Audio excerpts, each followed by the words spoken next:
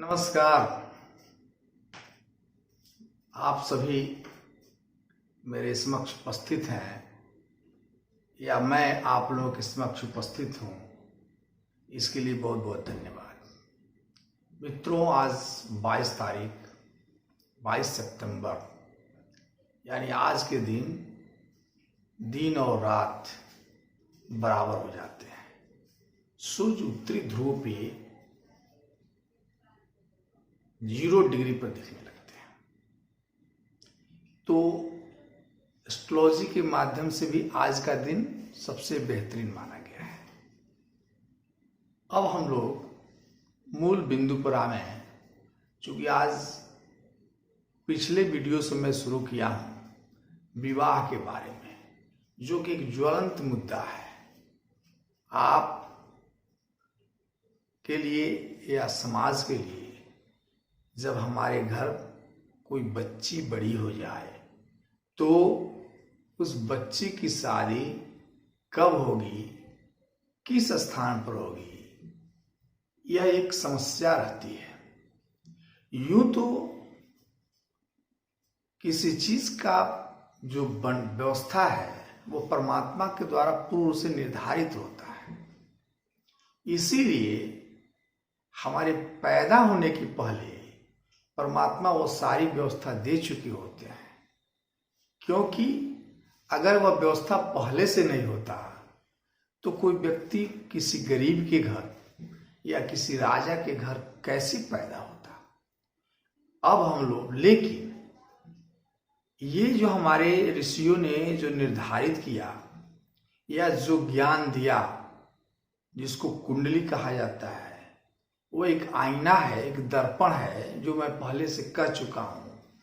तो उस दर्पण के माध्यम से मैं आज आप लोगों को बताऊंगा कि किसी लड़की का या लड़के का शादी कहाँ होगी, किस दिशा में होगी और घर से कितनी दूर पर होगी, ये स्थिति है। चूंकि पिछले तिथि को हमने बताया था कि शादी कब होगी, ये तो हम लोग पिछले वीडियो में हम लोग पढ़ चुके हैं। और मैं ये जरूर कहूँगा कि जो लोग आज मेरे वीडियो पर आए हैं, शादी कब होगी इसके लिए मेरा पिछले वीडियो देख लें। और जो यूजर पहली बार आए हैं, जिनको कुंडली के बारे में कुछ जानकारी नहीं है, मैं उनसे आग्रह तो करूँगा कि मेरा वीडियो 1 से लेकर 14 तक निश्चित रूप से देख लें। अगर 1 से 14 तक आप देख लेते हैं तो मेरा पूरा विश्वास है कि आप बेसिक कुंडली के बारे में पूर्ण ज्ञान प्राप्त कर लेंगे और आप अपने ही कुंडली नहीं, आपने अपने परिवार की कुंडली या अन्य लोगों का कुंडली भी देखने के लिए सक्षम हो जाएंगे। ओनली 1 से लेकर 14 वीडियो जो मैं बनाया, मैं ये बार बार कहूँगा कि 14 वीडियो यानी ज़्यादा से ज़्यादा 280 मिनट होना चाहिए, इससे ज़्यादा का नहीं होगा। 6 यानी 4 घंटे का वीडियो हो सकता है। अगर आप एक वीडियो देखें 14 दिन में परफेक्ट तो हो ही जाएंगे बेसिक जानकारी के लिए। अब मैं ये जरूर कहूँगा कि अगर आप पहली बार आए हैं, सब्सक्राइब मेरा वीडियो नहीं किया तो मेरा वीडियो सब्सक्राइब करें। अगर वीडियो पसंद आए तो लाइक जरूर करें। अब हम लोग आते हैं मूल बिंदु पर। मित्रों, ये तो आप जानते हैं कि लग्न कुंडली के लिए बहुत मेहनत करने की जरूरत नहीं है। मैं बार बार कहता हूं, आपको कोई भी एस्ट्रोज कोई भी आप अपने कुंडली में डाउनलोड कर लें। बच्चे का date of birth, time of birth और प्लेस ऑफ बर्थ उसमें जगह होगा, उसको जब लोड करेंगे तो आपकी कुंडली आपके सामने होगी। अब आते हैं उस कुंडली में, आप जब देखेंगे कि एक लग्न चार्ट होगा। लग्न चार्ट में हम लोग देखेंगे कि अंक होंगे। तो विवाह का जो हमने पहले ही वीडियो बताया है कि विवाह के लिए 7वें हाउस को, 7th हाउस को हम लोग देखते हैं। 7th हाउस पार्टनर और जो है पार्टनर का घर है, शादी का घर, यही से देखा जाता है। क्योंकि ये आप हैं तो ये आपका पार्टनर यानी आपका दाम्पत्य जीवन, यदि पति का घर है तो ये पत्नी का घर होगा, 7वां घर। ये पत्नी का घर अगर लग्न है तो ये पति का घर होगा। तो 7वें हाउस विवाह से संबंधित हाउस है। अब हम लोग आए 7वें हाउस में अंक क्या लिखा है, कौन राशि लिखी है। अंक मतलब राशि। 1 2 3 ये तो हाउस हो गया, 1 2 3 4 5 6 7 8 9 10 11 12, ये टोटल लग्न चार्ट में 12 हाउस होते हैं, ये तो आप जानते हैं। इसमें जो अंक लिखे होते हैं 1 2 3 4 12 राशियां हैं, तो कभी कभी यहां 1 से लिखा जाएगा, कभी 2 से लिखा जाएगा और कभी 3 से लिखा जाएगा। इस तरह से 12 अंक, यहाँ 12 में तो 12 होगा तो यहाँ 1 हो जाएगा, 2 हो जाएगा, 3 होगा, 4 होगा, 5 होगा, 6 हो जाएगा। यानी इस घर को 7th हाउस को देखना है कि उस हाउस में वह कौन अंक है, ये देखना है। ठीक है, अब जानिए, फिर समझिए। आपको इस 7th हाउस को देखना है, लग्न से 7वें हाउस को देखना है कि यहां कौन सी अंक लिखी हुई है। ग्रह से मतलब नहीं, कौन ग्रह बैठा है इसे अभी नहीं ध्यान देना है। अभी ध्यान देना है कि कौन सा अंक लिखा हुआ है। अगर यहां जो अंक लिखी हुई है उससे संबंधित मैं बता रहा हूं।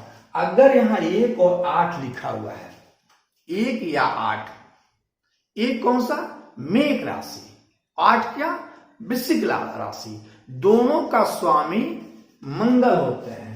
1 और 8 जब यहां लिखा होगा, और मान लीजिए 1 और 8 लिखा है, इसके मंगल हो जाएंगे। तो अगर 7वें हाउस में 1 अंक लिखा हो या 8 अंक लिखा हो, इसका स्वामी मंगल होंगे। जिस कन्या की कुंडली में 1 और 8 लिखी है, उसका वर उसके जो जन्मस्थली है, जन्मस्थली को देखना होगा, कहां रहते हैं इसे मतलब नहीं है। जन्मस्थली से दक्षिण दिशा में जब आप जाएंगे तो उसकी शादी घर से दक्षिण दिशा में होगी। ठीक है, अब आते हैं 1 और 8 हो गया, 2 और 7। अगर यहां 2 अंक लिखा हो या 7 अंक लिखा हो, मैं दोनों 7 इसलिए बोल रहा हूं कि हर ग्रह को, चंद्रमा और सूर्य को छोड़कर 2-2 राशियां मिली हुई है। तो मंगल को 2 राशियां मिली, 1 और 8, और शुक्र देव को भी 2 राशियां मिली, 2 और 7। तो 2 और 7 जब राशि यहां पर हो, 2 और 7, तो वो हो जाएगा, मतलब 2 मतलब वृषभ राशि और 7 मतलब तुला राशि। ये दोनों के स्वामी शुक्र देव होते हैं। फिर समझिए, 2 वृषभ राशि है और 7 तुला राशि है, दोनों के स्वामी शुक्र देव हो गए। और जब दोनों के स्वामी यानी 2 अंक लिखा, 2 और 7, तो अगर यहां लिखी है तो वैसे बच्ची की शादी अग्नेय कोण पर होती है। अग्नेय कोण, अग्नेय कोण मतलब पूरब और दक्षिण के कोना, पूरब दिशा और दक्षिण दिशा के जो कोण है उसको अग्नेय कोण कहा जाता है। यानी बच्ची की शादी के लिए अगर वर खोजा जाए तो 2 और 7 अंक है, तो अग्नेय कोण पर जाएंगे तो निश्चित रूप से उसकी शादी उधर ही निर्धारित है। ठीक है, इसके बाद आते हैं 3 और 6। 3 और 6 बुध का है। 3 और 6, 3 कौन है, कन्या में मिथुन राशि, और 6ठा हो गया कन्या। दोनों के स्वामी बुध होते हैं। तो बुध जिस यहां पर 3 लिखा हो, यहां पर 3 लिखा हो या 6 लिखा हो, 2 में से कोई, मैं जोड़ा इसलिए कर रहा हूं कि सभी राशियों को, फिर मैं बता रहा हूं कि सभी ग्रहों को सिर्फ चंद्रमा और सूर्य को छोड़कर 2-2 राशियां मिली हैं। तो 1 और 8 मिल गया मंगल देव को, 2 और 7 मिल गए शुक्र देव को, 3 और 6 मिल गए बुध देव को। तो यहां जब बुध देव यहां स्वामी होंगे, यानी 3 और 6 लिखा होगा अंक, तो उसके स्वामी बुध देव होंगे। और उसके लिए किसी को भी शादी करनी है बच्ची का, तो उसके लिए घर से, जन्मस्थली से, उस बच्ची के जन्मस्थली से जब हम उत्तर की तरफ जाएंगे, उत्तर दिशा की तरफ जाएंगे, तो निश्चित रूप से उसका वर उत्तर दिशा में ही मिलेगा। इसके बाद से तो 1 2 3, अब यहां 4 लिखा हो, कर्क राशि, चंद्रदेव जिसको कहा गया है चंद्रदेव, तो चौथा अंक लिखा है, यानी चंद्रमा जो होते हैं ये इस घर में बैठेंगे। चंद्रमा की राशि 4 अंक है, तो कर्क राशि जब यहां बैठी है तो उसके स्वामी हो गए चंद्रमा। तो अगर जिसके कुंडली में यहां 4 अंक लिखा है तो उसके लिए वर खोजने लिखिए वायव्य कोण में जाना होगा। वायव्य कोण कौन? उत्तर और पश्चिम का कोना, उत्तर और पश्चिम का कोना। तो वहां जब उस साइड में जब जाएंगे जन्मस्थली से, तो उस बच्ची का वर मिलेगा। ठीक है, अब समझिए आप फिर से, जो मैं बता रहा हूं उस पर ध्यान देना है, लेकिन ध्यान क्या देना है कि जन्मस्थली से रह रहे हैं तो उसे नहीं देखना है, और जन्मस्थली से, और वो दिशा जो दिशा उसकी जन्मस्थली से है। अब आते हैं 5 अंक अगर लिखा हो यहाँ पे, ये 4 हो गया, अब 5, या 5 लिखा हो 7वें हाउस में, 7वें हाउस में 5 लिखा हो, यानी सिंह राशि के स्वामी सूर्य देव हैं, सूर्य देव यानी पूरब के मालिक। तो अगर 5 अंक लिखी है तो ऐसे कन्या का पति जो होते हैं वो पूर्व दिशा में घर से जन्मस्थली से मिलते हैं। अब बचता क्या है? तो 4 5 6 हो गया, 7 हो गया, 8 हो गया, 9 और 12, 9 और 12 मतलब धनु राशि और मीन राशि। 9 यहां अगर 9 लिखा हो और यहां 12 लिखा हो तो 9 हो गया धनु राशि और 12 हो गया मीन राशि। दोनों के स्वामी बृहस्पति देव हो गए, और बृहस्पति देव गुरु है, देवताओं के गुरु है। तो अगर जिसकी कुंडली में यहां लिखा हो गया 9 या 12 7वें हाउस में, उसको उसके वर भी पूरब दिशा में ही मिलते हैं, पूरब दिशा में मिलते हैं। अब बच जाता है क्या? तो 1 2 3 4 5 6 7 8 9 12 हो गए, और 10 11 2 अंक बच गया। 10 का स्वामी हो गया मतलब मकर राशि, 11 कुंभ राशि। 10 और 11 अंक के स्वामी यानी मकर और कुंभ के स्वामी शनि देव होते हैं। मकर और कुंभ के स्वामी शनि देव होते हैं, और जिसके सप्तम भाव में, जिस कुंडली के लग्न कुंडली में, जिस कन्या के लग्न कुंडली में सप्तम भाव में 10 और 11 हो तो उसे वर उसके जन्मस्थली से पश्चिम की तरफ मिलता है। ये तो हम लोग जान गए। इसके अलावा एक चीज और ध्यान देनी है, शादी के मुख्य कारक वर्ग के लिए बृहस्पति देव, वर और कन्या, बृहस्पति देव शादी कारक होते हैं और शुक्र देव भी होते हैं। तो कन्या के लिए शुक्र की स्थिति को देखनी होगी। मान लीजिए कि शुक्र देव जहां बैठे हैं, चूंकि पति के कारक शुक्र देव हैं, तो शुक्र देव जहां बैठे हैं, जिस राशि पर दृष्टि डालते हैं उस राशि, वो राशि कौन सी है, तो वो राशि के स्वामी यानी उसके जो दिशा बताया गया अभी, उस दिशा में भी वर मिलते हैं। ये भी एक मान्यता है। जैसे मान लीजिए कि यहां लग्न में शुक्रदेव बैठ गए। शुक्रदेव की दृष्टि क्या है? एकमात्र दृष्टि दी गई है, 7वीं दृष्टि। तो लग्न में अगर यहां बैठ गए तो 7वीं दृष्टि यहां डालेंगे यहां पे। और मान लीजिए कि यहां राशि बैठी है 4। मान लीजिए यहां शुरू करते हैं, सपोज दैट कि यहां 7 अंक है, तो अगर 7 क्या होगा, शुक्रदेव। अभी हम लोगों ने जाना कि शुक्रदेव जो है अगर यहां पर राशि हो 2 और 7 तो उसके लिए अग्नेय कोण में जाना होगा, अग्नेय कोण में जाना होगा। यानी अगर लग्न में शुक्रदेव बैठे हैं तो जहां दृष्टि डालते हैं, यहां 1 अंक लिखा है, 2 अंक लिखा है, 3 अंक लिखा है, 4 जो लिखी है, जो दृष्टि उनकी 7वीं पड़ेगी, उस राशि का जो हमने पहले बता दिया उस चीज को याद कर लीजिए। 1 और 8 मंगल देव हैं जो दक्षिण दिशा को देखते हैं। 2 और 7 शुक्रदेव स्वामी होते हैं जो अग्नेय कोण को देखते हैं। अग्नेय मतलब पूर्व और दक्षिण। 3 और 6 बुध देव होते हैं। 3, 6 बुध देव जो होते हैं जो उत्तर दिशा के संकेत करते हैं। 4 चंद्रमा हैं जो वायव्य कोण यानी उत्तर और पश्चिम के कारण को देखते हैं, माने संकेत देते हैं, उधर लड़का मिलेगा। और 5 सूर्य देव हैं जो पूरब के स्वामी हैं, पूरब की तरफ संकेत करते हैं। 5 का 6 तो आ गया है, 7 आ गया, 8 आ गया, 9 और 12 जो गुरुदेव हैं, ये गुरुदेव भी पूरब की तरफ संकेत करते हैं।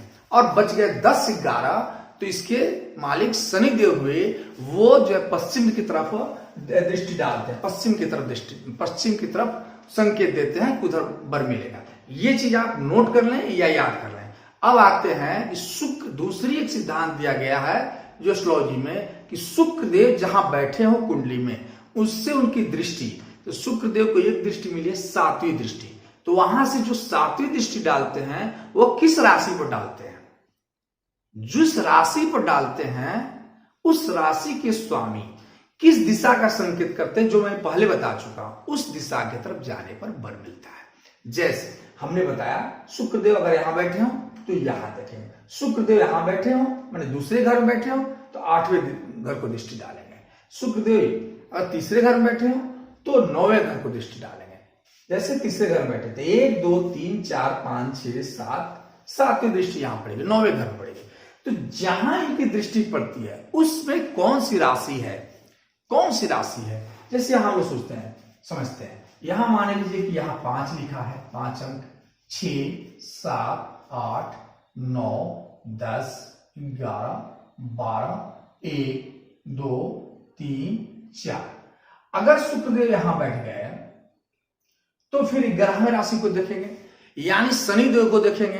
तो शनि देव कुंभ राशि, तो यानी पश्चिम की दिशा की तरफ जाना होगा। शुक्रदेव अगर 6 अंक में बैठ गए तो यहां से 12वें को देखेंगे, यानी बृहस्पति देव को देखेंगे, यानी बृहस्पति मतलब आपको पूरब की तरफ जाना होगा। ठीक है, इस तरह से आप देखें 2 सिद्धांत बताई गई है। पहली सिद्धांत जो मैं बताया वही सर्वमान्य सिद्धांत है। ये दूसरी सिद्धांत है, कभी कभी मान लीजिए कि ज्यादा परेशानी हो रही है तो इसको भी आप देखें हिसाब जोड़ करके, यह भी वही आएगा लगभग जो पहले दिया गया है। तो दो मैंने जो दिए हैं, जो विद्या को जो जिन लोगों ने बताया है उनमें 2 तरह की मान्यता है जिसमें हमने आप लोगों को बताया। अब एक चीज ध्यान रखने की जरूरत है कि शादी कितने दूर पर होगी किसी की, तो इसके लिए आप छोटा सा ध्यान दीजिए। बहुत जल्दी में, चूंकि वीडियो लंबा हो रहा है तो बता दूं कि कितने दूरी का हो सकता है शादी। तो मान लीजिए कि मंगल और शुक्र ये 2 ग्रह अगर तीसरे हाउस में बैठे हों, याद कीजिए, मंगल और शुक्र अगर तीसरे हाउस में बैठे हों या तीसरे हाउस और 9वें हाउस में यहां दोनों जो है जो दोनों एक दूसरे को देख रहे हों, मंगल यहां बैठ करके इस राशि को यहां शुक्र बैठे हों, तो दोनों यदि देख रहे हो एक दूसरे को, या मंगल शुक्र 4थे हाउस में बैठे हों जो माता के घर है, या मंगल 7वें हाउस में बैठे हो मंगल शुक्र, तो ऐसे लोगों की शादी उसी शहर में होती है जिस शहर में वास करते हैं। दूसरी सिद्धांत कि यहां 7वें हाउस में अगर सुबह ग्रह हो, गुरु हो, चंद्रमा हो, चंद्रमा मतलब क्षीण चंद्रमा नहीं, क्षीण चंद्रमा मतलब होता है कि अष्टमी माने क्षीण चंद्रमा पूर्ण चंद्रमा तो आप लोग समझते हैं, मैं बता भी चुका हूं कि पूर्णिमा के जो स्थिति है और जो है तो क्षीण चंद्रमा अगर उसको छांट करके तो पहले यहां पर गुरुदेव हो या शुक्रदेव हो या बुद्धदेव हो या इनकी दृष्टि पड़ती हो और पूर्ण चंद्रमा जो सुबह ग्रह के रूप में आएंगे कृष्ण पक्ष के अष्टमी से और शुक्ल पक्ष की अष्टमी तक, ये जो है क्षीण चंद्रमा माने गए हैं और शुक्ल पक्ष के अष्टमी से कृष्ण पक्ष के अष्टमी तक को पूर्ण चंद्रमा माना गया है। ठीक है, तो ये सब अगर यहां हो तो ऐसे व्यक्ति की शादी सहर्ष के निकट में ही होती है। अगर सप्तमेश, ध्यान दीजिएगा, सप्तमेश मतलब सातवें घर का स्वामी अगर 12वें घर में जाकर बैठ गए हों तो ऐसे व्यक्ति की संबंध या तो विदेश में होता है या वो विदेश में जाकर सेटल हो जाते हैं आफ्टर मैरिज।